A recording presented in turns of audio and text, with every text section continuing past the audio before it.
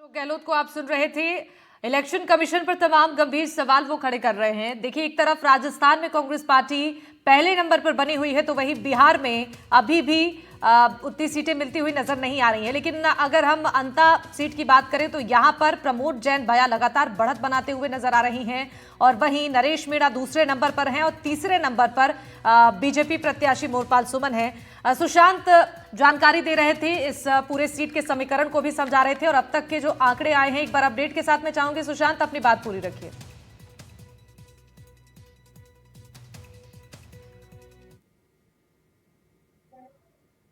प्रमोद भाया जैन के पास 59,850 वोट उनको मिल चुके हैं। दूसरे नंबर पर नरेश मीणा है 43,516 और मोरपाल सुमन 45,000। ये दरअसल जो अपडेट है आप ये देखिए कि मोरपाल सुमन को 45,939 वोट मिले हैं 16वें राउंड में, यानी कि अब मोरपाल सुमन दूसरे नंबर पे आ गए हैं। नरेश मीणा 43,516 वोटों के साथ तीसरे नंबर पे, यानी भाजपा को थोड़ी बढ़त मिली है। लेकिन प्रमोद भाया जैन और भाजपा के बीच में जो अंतर है वो करीब 14,000 वोटों का है, और इसे पाटना अब 4 राउंड की गिनती में बड़ा मुश्किल होगा। लेकिन चुनाव दिलचस्प हुआ, इसमें कोई दो राय नहीं है। और बिल्कुल। जिस तरीके से नरेश मीणा ने चुनाव लड़ा, प्रताप सिंह खाचरियावास जैसे कह रहे थे कि ऐसे युवाओं की अनदेखी कांग्रेस को नहीं करनी चाहिए, खासतौर पे जब वो लगातार पार्टी के लिए पार्टी से टिकट की मांग कर रहे थे, लेकिन तालमेल नहीं बैठा। और एक ऐसा जुबानी मुकाबला, जुबानी जंग हमने डोटासरा और नरेश मीणा के बीच में देखी, किस तरीके से खुलकर जो समर्थक भी आमने सामने थे और दोनों भी आमने सामने थे। बहरहाल तस्वीर दिलचस्प होती हुई, और अभी 4 राउंड की जो शिवानी गिनती बाकी है।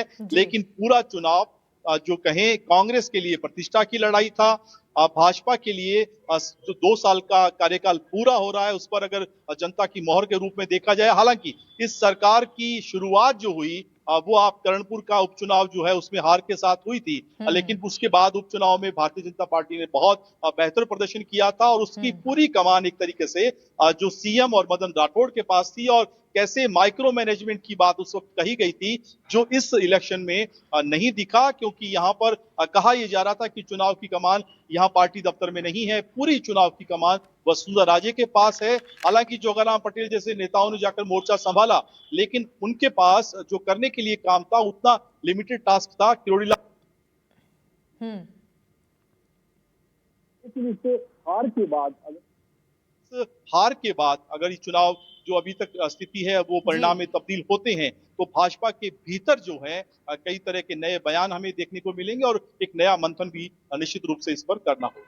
बस सही कहा आपने। एक बार राजेश जी से मैं इस पर प्रतिक्रिया लेना चाहूंगी। देखिए, अब नरेश मीणा तीसरे नंबर पर खिसक चुके हैं, ये जो अभी के आंकड़े सामने आए हैं, लेकिन कांग्रेस पार्टी फिर भी पहले नंबर पर है। हालांकि बीजेपी ने अब दूसरे नंबर पर अपनी जगह बनाई है। जरा समझाइए अभी के आंकड़ों को क्या समझा जाए।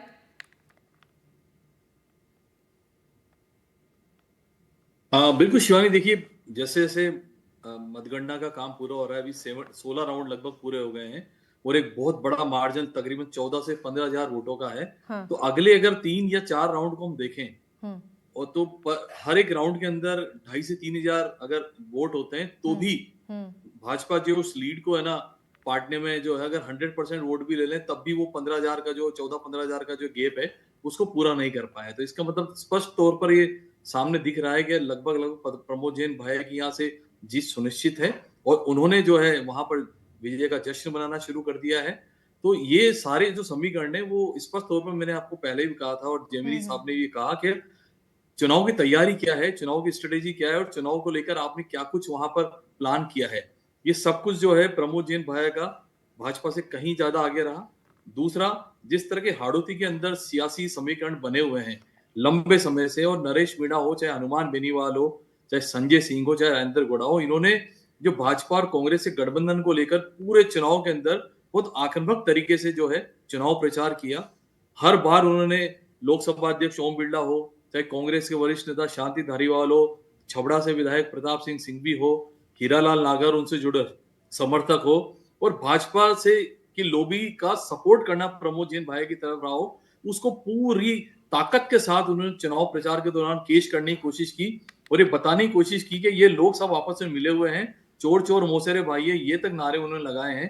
तो ऐसे में मुझे यहाँ पर अवसर दिया जाए और यदि मैं यहाँ पर जीतता हूँ तो प्रदेश में एक नई तरह की सियासत को जन्म दूंगा और प्रदेश को एक आगे की तरफ लेकर जाऊंगा। लेकिन क्या है कि राजनीति के अंदर बयान या केवल भीड़ को जुटाना ही शिवानी सब कुछ नहीं होता। यहाँ पर आपने ग्राउंड के ऊपर क्या काम किया है और किस तरह से आपने जो है जातिगत समीकरणों को पेश करने की कोशिश की है, ये सारे फैक्टर बहुत महत्वपूर्ण तरीके से काम करते हैं। और कहीं ना कहीं प्रमोद जैन भाया इन सब में आगे रहे और काफी दिनों से वो इस बात को तैयारी कर रहे थे, अवसर में थे कि जैसे ही कंवरलाल मीणा की विधायकी गई उन्होंने ग्राउंड पर अपने काम शुरू कर दिए थे और कहीं ना कहीं उनकी जो प्लानिंग थी और उसका जो एग्जीक्यूशन था वो चुनाव के जो परिणाम में नजर आया है।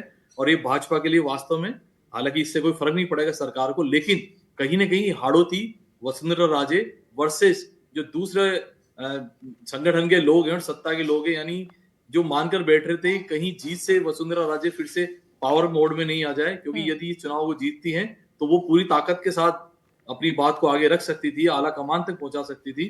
तो क्यों उनको यहाँ पर सपोर्ट नहीं मिला और वो क्यों जीत नहीं पाई, ये पार्टी के अंदर की बहुत सारी बातें हैं जिन पर मंथन होना जरूरी है। पर एक बात तय है कि कहीं ना कहीं प्रमोद जैन भाया अपने दम पर फिर चुनाव जीतने में सक्सेसफुल रहे हैं, क्योंकि यहाँ पर वो प्रथम है, उसके बाद जो है पार्टी आती है, वो फिर से यहाँ पर जीते हैं। और आगे कई सारे जो हमें समीकरण चुनाव में देखने को मिलेंगे, निकाय चुनाव है, पंचायत राज के चुनाव है,